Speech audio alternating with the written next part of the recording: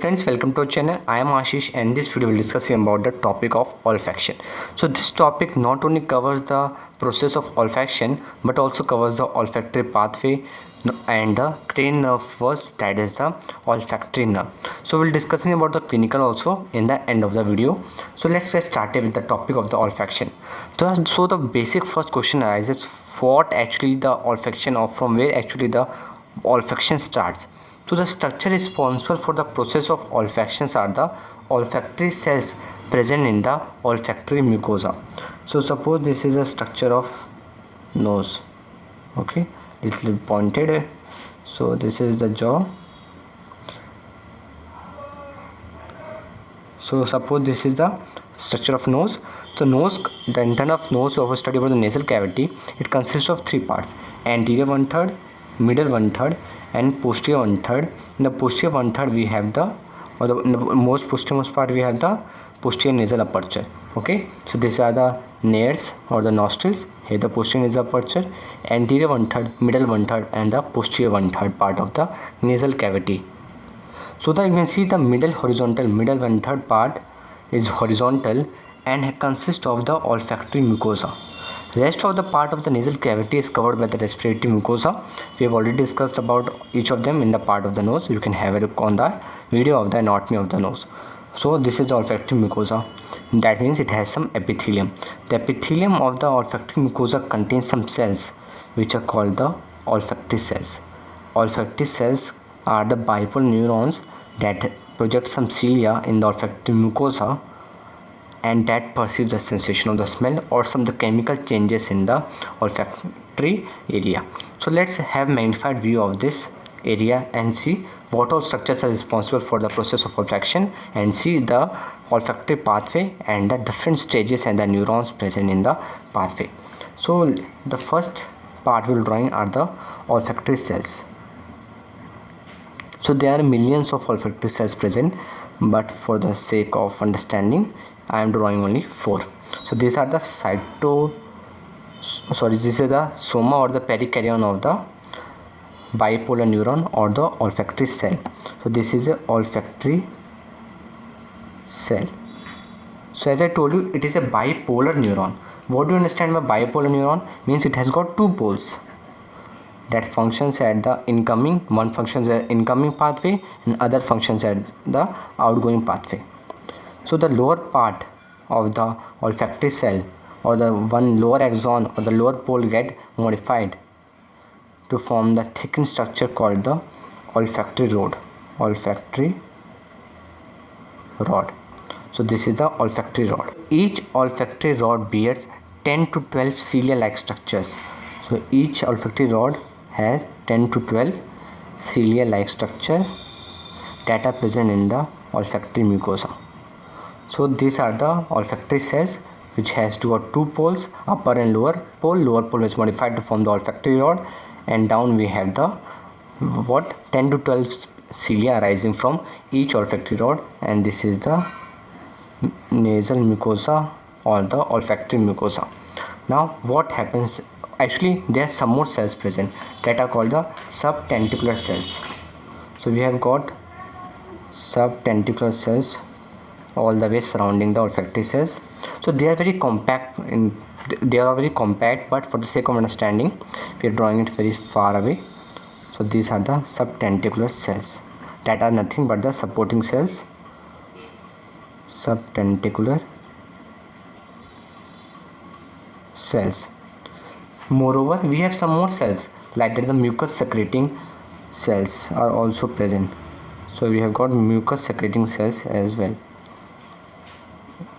So these are the mucus secreting cells that secretes the mucus. So we have got around 3 types of cells in the olfactory mucosa: the subtentacular, mucus secreting and the olfactory cells. Olfactory cells bear olfactory rod in the lower part which bear 10 to 12 cilia. Now what happens, the projecting upper part pierces the cribriform plate. So as you know, cribriform plate is present in the anterior cranial fossa, which is a sieve-like structure, means it has some perforations. So through the perforation arises the olfactory nerves. So these nerves ascend upwards, passes through the spaces or gaps or pores in the cribriform plate and enter the anterior cranial fossa. So this is the anterior cranial fossa above. Now here is some structure present which is called the olfactory bulb. So let us draw the olfactory bulb.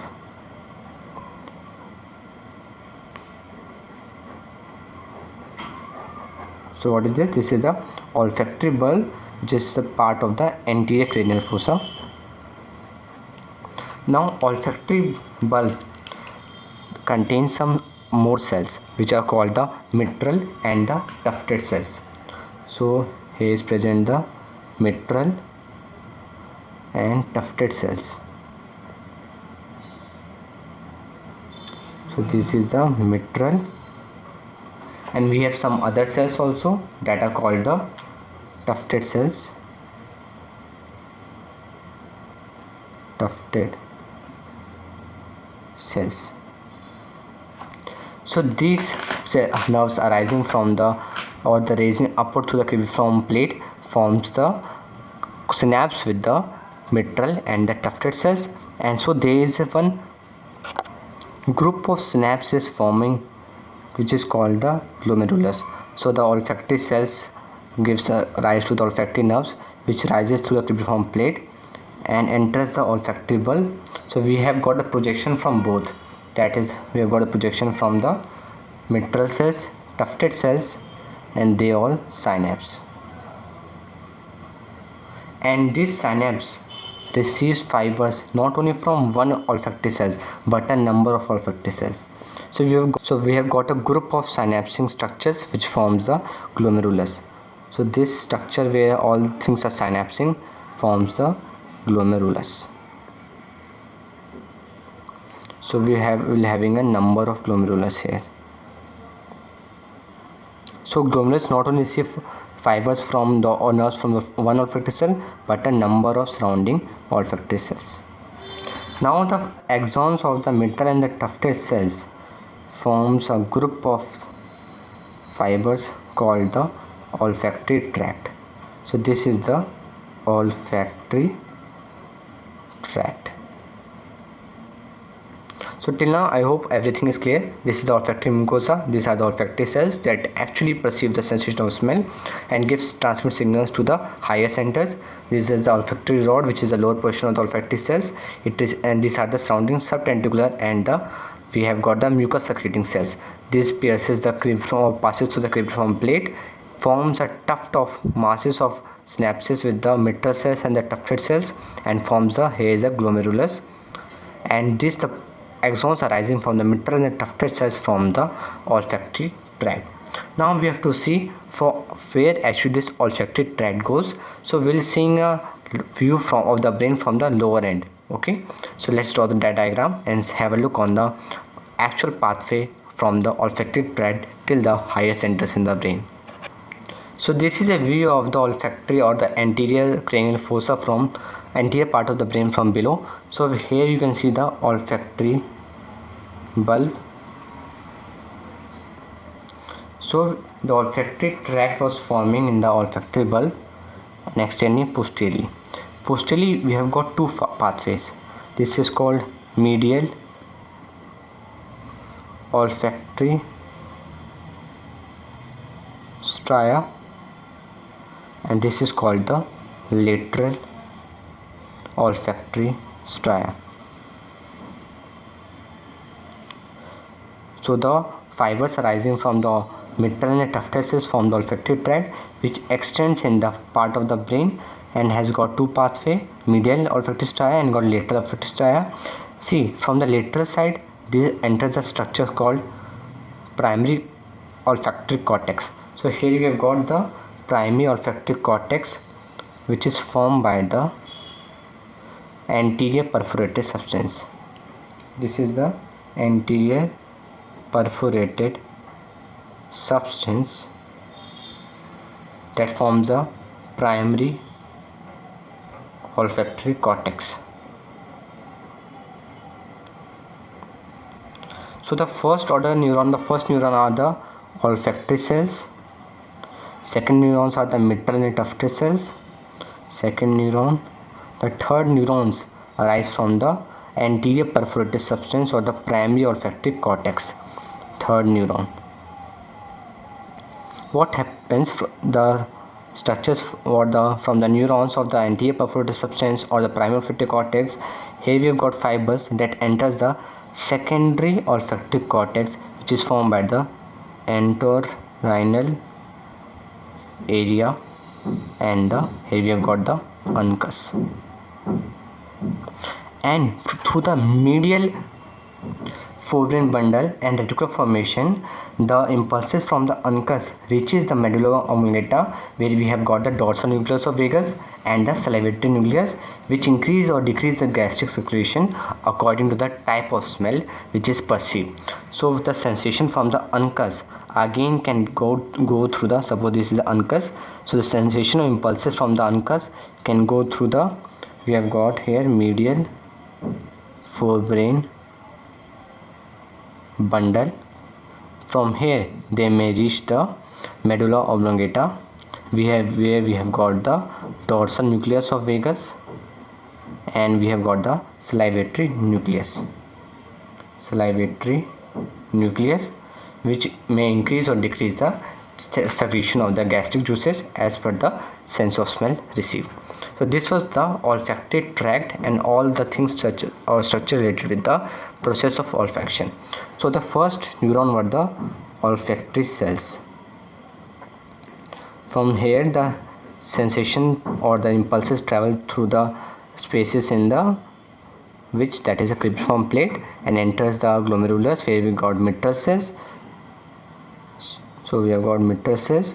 From the mitral cells they enter the primary olfactory area or the anterior perforated substance, primary olfactory area, and then from here they reaches the secondary olfactory area, that is the uncus and the entorhinal area, secondary olfactory cortex. So what is the pathway for the olfactory cell to the mitral cells? We have got olfactory nerves. From mitral cells to primary olfactory area we have got the olfactory tract. Then we have got other bundles from the primary olfactory area to the secondary olfactory area, and from the secondary olfactory area, that is apart from the uncus, some of the fibers or impulses can travel to the medial forebrain bundle and enter the medulla oblongata, where we have the dorsal nucleus of vagus and the salivatory nucleus, which may increase or decrease the secretion of the gastric juices. Now let's look at some of the clinicals associated with the process of the olfaction. The first clinical we're discussing about the general type or general clinical associated with the olfaction, that is related to the osmia. The word osmia means smell. So they may condition called anosmia, where no smell is perceived. We can have a condition called hyperosmia, when there is exaggerated impulses in response to certain substances, or hypoosmia. So anosmia can be temporary or permanent depending upon the condition of the situation that gives rise to anosmia. It is temporary in the case of the general cough and cold, but permanent if there is a damage to the olfactory tract. What happens in the malignancy or the meningioma of the anterior frontal area of the brain? It compresses the olfactory bulb, which pierces the or tears away the olfactory tract, and hence no smell is perceived, leading to anosmia. You may be surprised to know that the sense of smell is perceived and tested differently in each nostrils. So if suppose this is one nostril and second, so the amount of smell received by the second and the first is the different and not the same, and they are testing the quantity of the samples of the substance present in the air separately. Now we have got some more clinical conditions arising from the head injury. So head injury can damage the olfactory bulb and the olfactory tract, which may lead to anosmia. Moreover, head injury can also lead to something that is called the one important clinical condition called the CSF rhinorrhea. What happens in CSF rhinorrhea? CSF comes out of the nose.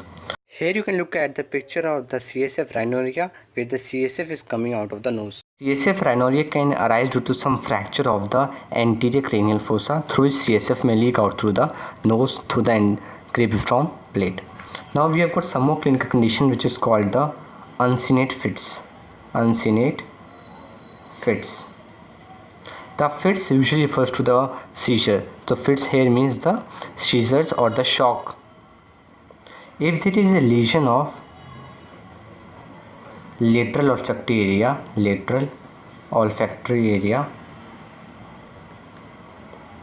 then this may cause the temporal lobe epilepsy, and which can lead to the some sensation of smell or the hallucination of smell and taste, which is not even present actually. So we have, if there is uncinate fits due to the lesion of the lateral olfactory area, then we can get hallucination of smell as well as taste. So this was all about the process of olfaction. We have got seen the olfactory pathway and different structures of clinical conditions arising from it. So if you like the video, please hit the like button and do subscribe and share channel. Thanks for watching.